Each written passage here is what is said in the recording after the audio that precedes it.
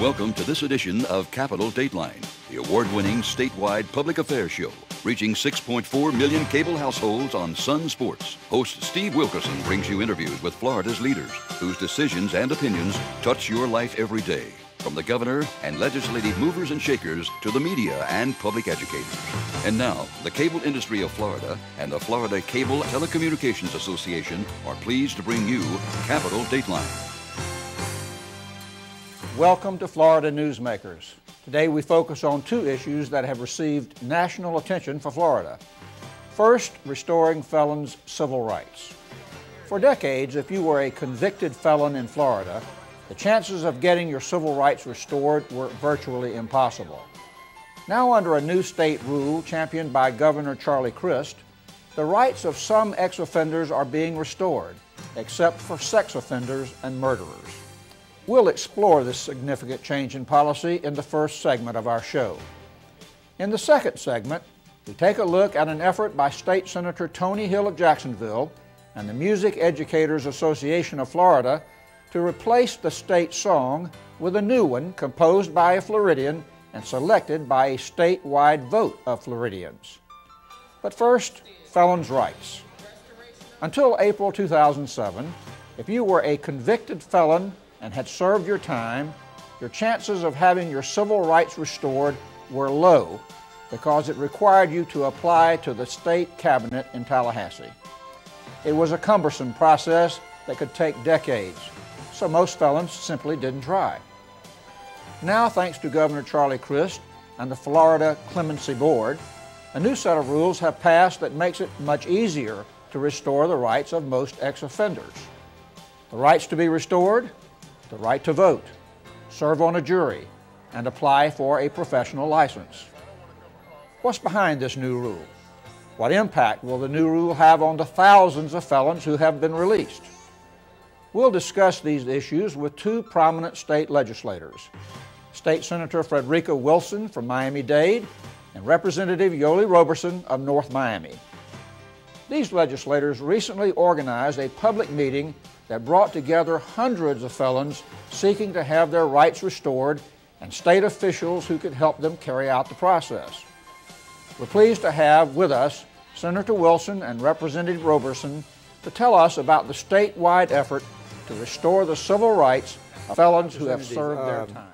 Following up on the Senator's comments, you were saying that this was not a quick fix, this is not simple, there's a lot of work yet to be done. Would you expand on that? Well, I don't want to be misunderstood because it's a great first step, as I said before, because we've been fighting for the longest time to get people's rights restored, to get something done. And when Governor Crist came out and did this, that's wonderful. Right now, what we have is a three-tier process. The non-violent offenders can automatically get their right restored. We have people who have committed certain crime.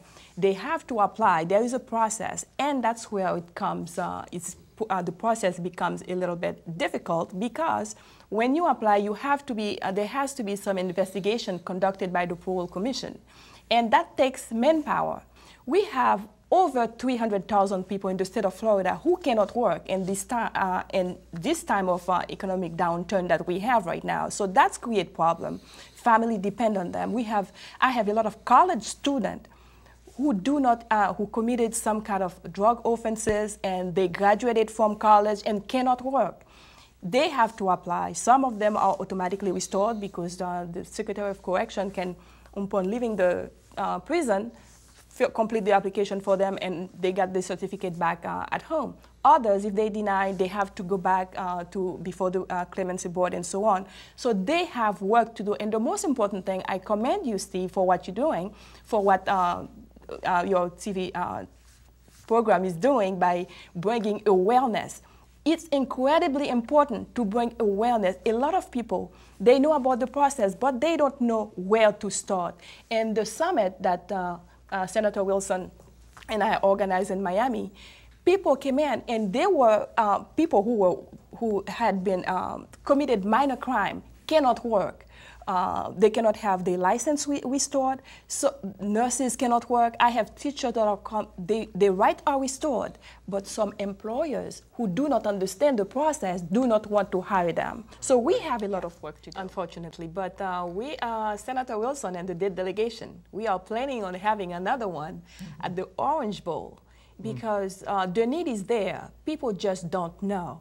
And the fact that we're having the number posted right now for them to call, it's extremely important, because I'm having phone calls constantly in my office. How do I do this? How do I do that? And people you would have expected to know, they don't know. So that's why I cannot tell you how happy I am that you are partnering with us in this venture. Well, Steve, what I think is that people no longer need to feel that they've gotten a life sentence just because they committed a crime. Right now they have hope, and they have to take advantage of what's been offered to them.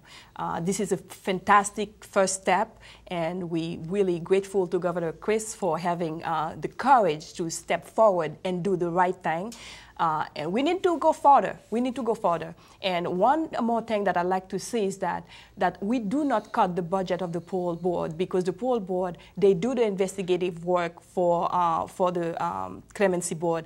And if we lower the number of staff that they have, the backlog that we have right now is going to even increase even more. People need to work. They need to vote as well, but they need to take care of the family, and this is the right place for them to start doing that. Thank you both for joining us. And thank you. Thank you. Thank you very much.